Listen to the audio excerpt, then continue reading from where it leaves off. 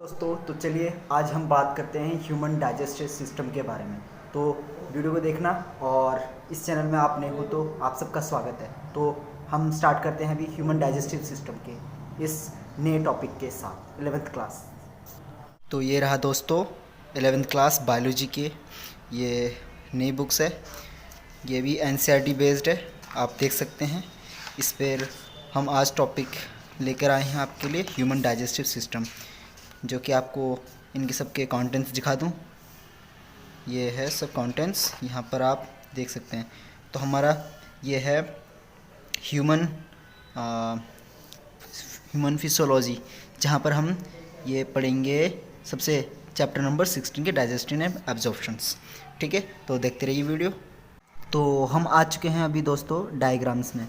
तो डायग्राम्स को सबसे पहले हमें बहुत इसे डीपली हमें समझना पड़ेगा। तो हम आ चुके हैं अभी 16 चैप्टर डाइजेशन एंड एब्जॉर्प्शन, जहाँ पर हम सबसे पहले देखेंगे यहाँ पर बुक्स में कि एक एनाटोमिस्ट है।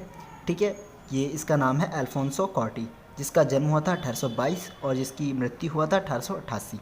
ठीक है, उसके इन सबसे पहले इनको जानना भी एक महत्वपूर्ण हमारा तथ्य है। उसके बाद हम देखेंगे यहाँ पर टॉपिक्स वाइज दिया हुआ है, लेकिन हम आज केवल और केवल डिस्कस करेंगे अबाउट उसके डायग्रामेटिक पोर्शंस के बारे में।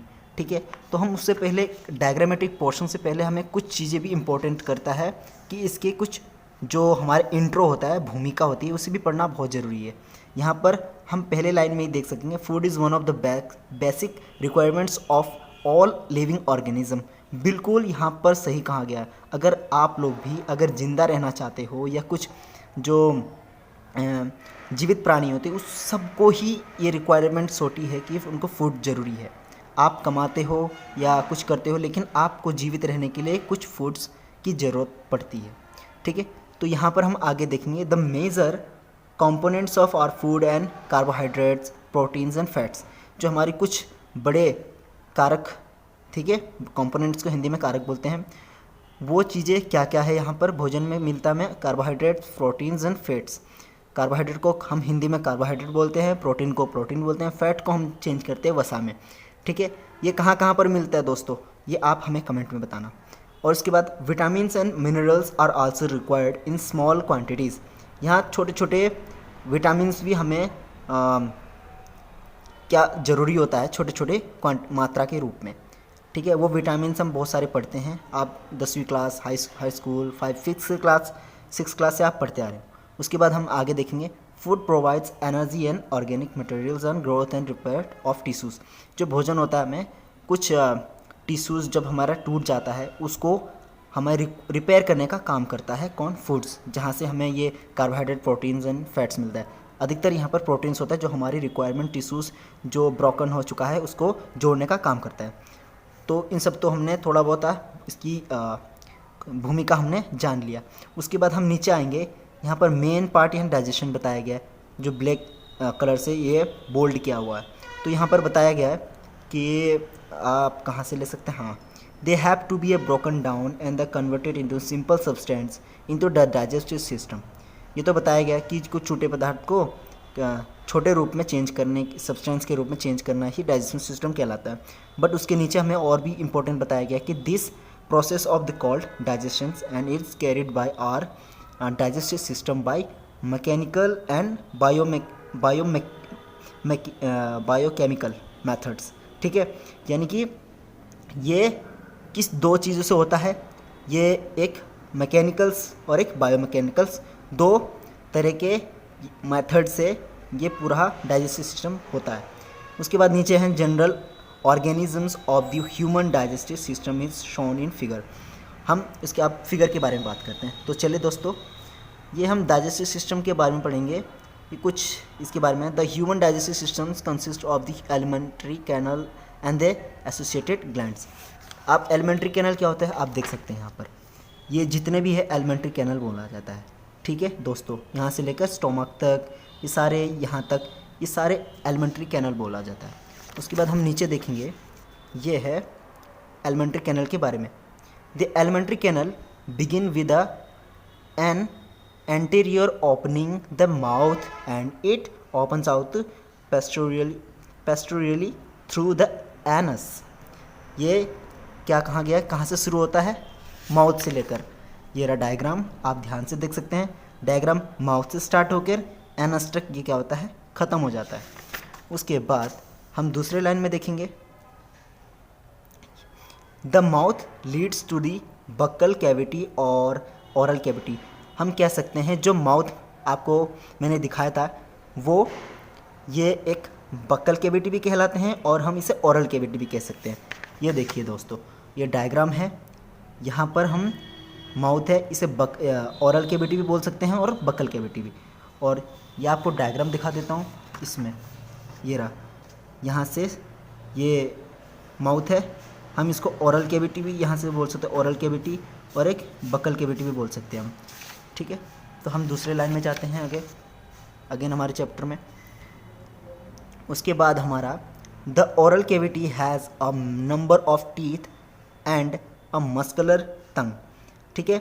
जो ओरल कैविटी होती है, जो मुख गुहा होता है, उस पर नंबर ऑफ टीथ होता है, दांतों की संख्या होती है, और मस्कुलर टंग एक पेशी से बना हुआ एक जीवा, जिसे हिंदी में हम आसानी से समझ सकते हैं। उसके बाद ये है जीभ होता है, ठीक है, टंग होता है, एक मांसपेशी से बना हुआ होता है। उसके बाद है each tooth is embedded in a socket of जो बोन। जो प्रत्येक दांत होता है, जो प्रत्येक दांत हर एक सॉकेट में जुड़ा होता है जबड़े से, ठीक है। कहाँ क्या, जबड़े के दांतों से जुड़ा होता है। फिगर बताया गया है 16.2 में। तो ये आ चुका है हमारे 16.2 के जबड़े में। यहाँ पर और जबड़ा दिखा देता हूँ दोस्तों, ये रहा दोस्तों, ये आप देख सकते हैं, यहाँ पर प्रत्येक एक जो लगा हुआ है जबड़ा, जहाँ पर ये एक सॉकेट्स है, जहाँ पर ये एक फिट हो जाता है, फिट किया हुआ है, ठीक है। ये कहलाता है हमारा जो। उसके बाद हम देखेंगे, इसमें बताया गया कि each of tooth is embedded in socket of jaw, figure, ठीक है। उसके बाद है this type of attachment is called thecodont. जो हमारे जो होता है, जबड़ा होता है, उस पर जो अटैचमेंट रहता है, यानी कि उस सॉकेट में जुड़ा हुआ है, उसे कॉल है ठीकोडोंट। ये बहुत बार नीट की एग्ज़ाम में वगैरह ये एमसीक्यूज़ में आते रहते हैं, ठीक है। आप प्रीवियस ईयर्स के क्वेश्चंस उठा के देख सकते हैं। ये ठीकोडोंट वाला जो मेन पार्ट्स होता है वो बहुत ज़्यादा प्रश्न बनते हैं इसके, तो आप इसको अंडरलाइन करके ज़रूर याद कर लीजिएगा। उसके बाद है majority of mammals including human being forms 2 sets of teeth during their life. जो भी बड़े से बड़े लेकर छोटे छोटे इंसानों से, जो मैमल्स को हम बोलते हैं, हिंदी में मैमल्स ही बोलते हैं, लेकिन जिनके पास ये स्तन होते हैं, ये सारे ह्यूमंस बीइंग्स, ठीक है, उनके पास set of teeth during their life, उनके पास एक निर्धारित समय होता है दांतों का, ठीक है, ये बताया गया इसमें। उसके बाद ये है हमारा, आप देख सकते हैं, a set of temporary milk और deciduous teeth replaced by a set of permanent और एडल्ट टीथ, ठीक है। जो दूध के दांत होते हैं, आप देख सकते हैं, वो निकल जाते हैं और एक परमानेंट या एक एडल्ट वयस्क दांत आ जाते हैं। उसके बाद बताया गया this type of dentitions is called diphyodont. मैंने आपको पहले बताया कि ठीकोडोंट क्या होता है। ठीकोडोंट का मतलब होता है कि किसी सॉकेट होना, यानी कि किसी चीज़ में अटैचमेंट रहता है, उससे ठीकोडोंट बोलते हैं। उसके बाद यहाँ पर हम नीचे देखें डिफियोडोंट। डिफियोडोंट का मतलब होता है कि किसी भी जो एडल्ट दांत आ जाते हैं, ठीक है, वो परमानेंट दांत हो जाता है, उसे हम डिफियोडोंट कहते हैं। आई होप आप समझ गए होंगे। उसके बाद हम आगे नेक्स्ट वाले पार्ट्स में, नेक्स्ट वाले पेज में पढ़ेंगे। ये पेज नंबर है हमारा, इसमें नहीं मेंशन किया हुआ है, आगे देखते हैं।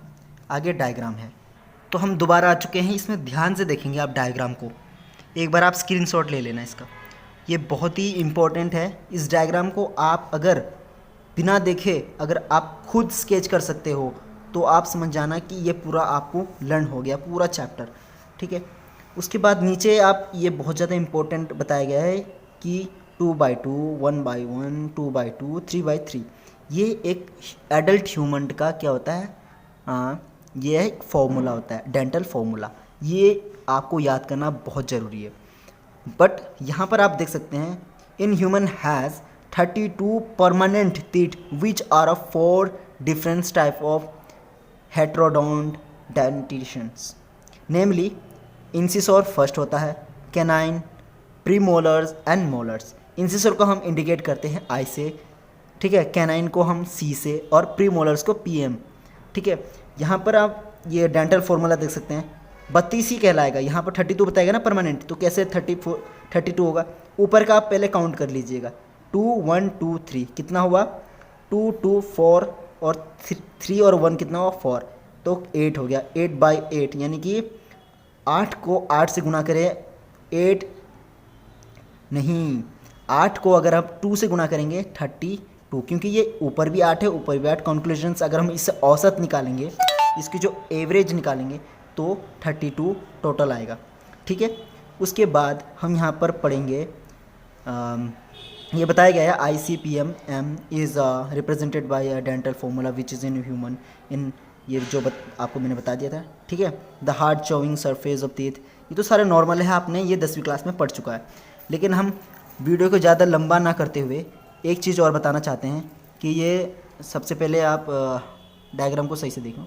ये रहा, मैंने आपको बताया था ओरल कैविटी, जहाँ पर हमारा जो हम फूड्स पार्टिकल्स जो हम ग्रहण करते हैं वो सबसे पहले मुख में जाता है।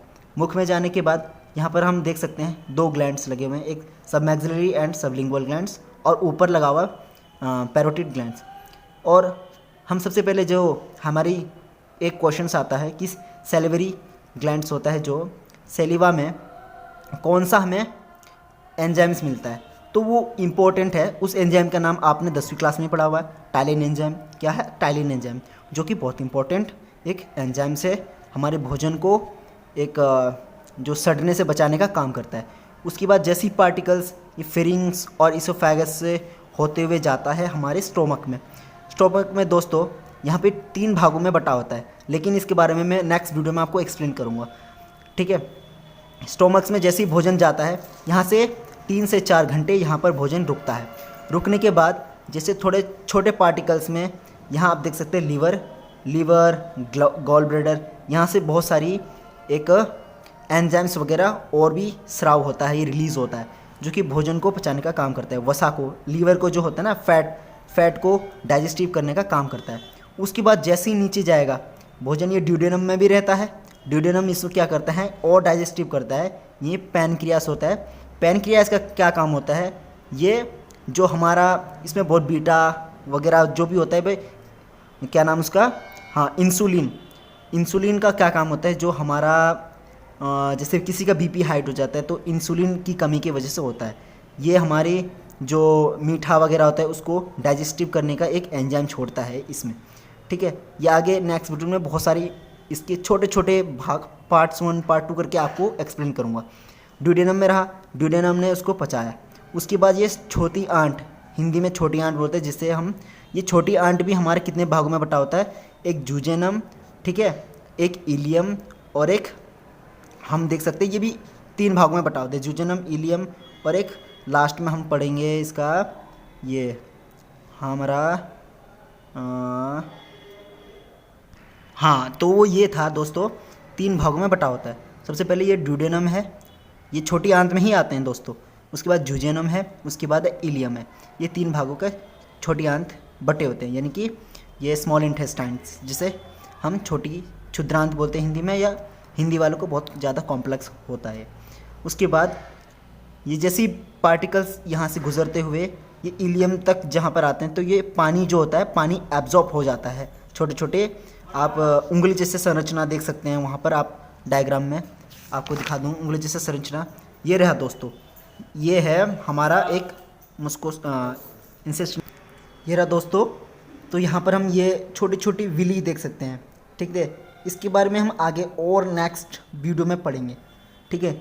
और ये हम दोस्तों ये सारे जो हमारा क्या बोलते हैं इसे, जो हमारा ये सारे एलिमेंट्री कैनल होता है, जहाँ पर छोटी आंत, बड़ी आंत, स्मॉल इंटेस्टाइन, लार्ज इंटेस्टाइन होता है, वहाँ पर ये छोटी छोटी लेयर होते हैं, ठीक है। और लास्ट में जो अंदर आप लेयर देख सकते हैं ना, वो लेयर यही है दोस्तों, विली, ठीक है। इसके बारे में आपको नेक्स्ट वीडियो में मिल जाएगा। तो देखते रहिए वीडियो को। फिर उसके बाद हम देखेंगे ये पार्ट 1 ऐसे करके मैं आपको और आगे नेक्स्ट वीडियो में एक्सप्लेन करूँगा। तो हम कहाँ थे दोस्तों, छोटी आंत है जहाँ पर जो हमारी अच्छे अच्छे भोजन के पार्टिकल्स होते हैं, प्रोटीन्स वगैरह कहाँ एब्जॉर्ब हो जाते हैं, इलियम में। उसके बाद ये नेक्स्ट में जाता है हमारा, यहाँ से होकर भोजन जाते हैं इससे सीकम, ये हमारा एक अवशेषी भाग होता है, एक्स्ट्रा होता है ये, ठीक है। उसके बाद ये है वर्मिफॉर्म अपेंडिक्स। उसके बाद ये जो बड़ी आंत है ना दोस्तों, लार्ज इंटेस्टाइन्स, ये भी कितने भागों में बटा होता है, 1 2 3, ये भी 3 भागों में बटा होता है। स्मॉल इंटेस्टाइन्स कितने भागों में बटा है, 3, ड्यूडेनम, जेजुनम और इलियम। उसके बाद ये लार्ज इंटेस्टाइन्स भी कितने भागों में बटा होता है, ये भी हमारे 3 भागों में। देखते हैं दोस्तों, सबसे पहले ये है ascending colon, transverse colon. Transfer का मतलब होता है कोई भी चीज़ें सीधे में, और जो असेंडिंग होता है खड़े में, ठीक है। आरोही अवरोही आपने सुना होगा। ट्रांसवर्स का मतलब होता है ये लेटा हुआ, और असेंडिंग का मतलब होता है आरोही, और डिसेंडिंग का मतलब होता है अवरोही। आरोही का मतलब होता है आगे जाते हुए, और ट्रांसवर्स कॉलन मतलब सीधे जाते हुए, और जो डिसेंडिंग का मतलब होता है नीचे जाते हैं। मतलब जो हमारा फूड पार्टिकल है, मतलब जहाँ पर सारे जो जल होता है वो अवशोषित हो करके लास्ट में हमारा जाता है एनस में, यानी कि गुदा में। रेक्टम से होकर रेक्टम में एक क्या होता है दोस्तों, एक गंध होता है।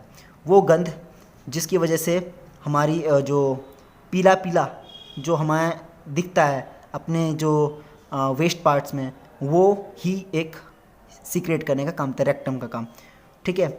उसके बाद लास्ट में यहाँ पर एनस होता है। एनस के थ्रू हमारा जो वेस्ट पार्ट होता है, हम उसे बोलते हैं हाँ दोस्तों, वो था हमारा एक्सट्रैक्ट होके नीचे जाता है।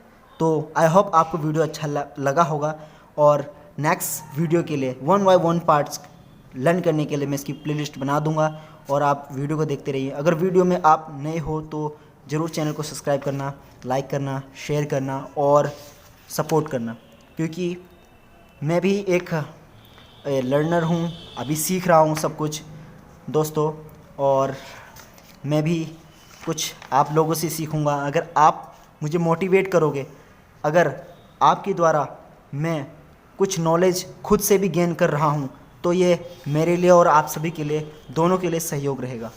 तो धन्यवाद आप सभी को मेरे इस वीडियो में, और मिलते हैं नेक्स्ट वीडियो के साथ। Thank you and take care all you, and subscribe the channel.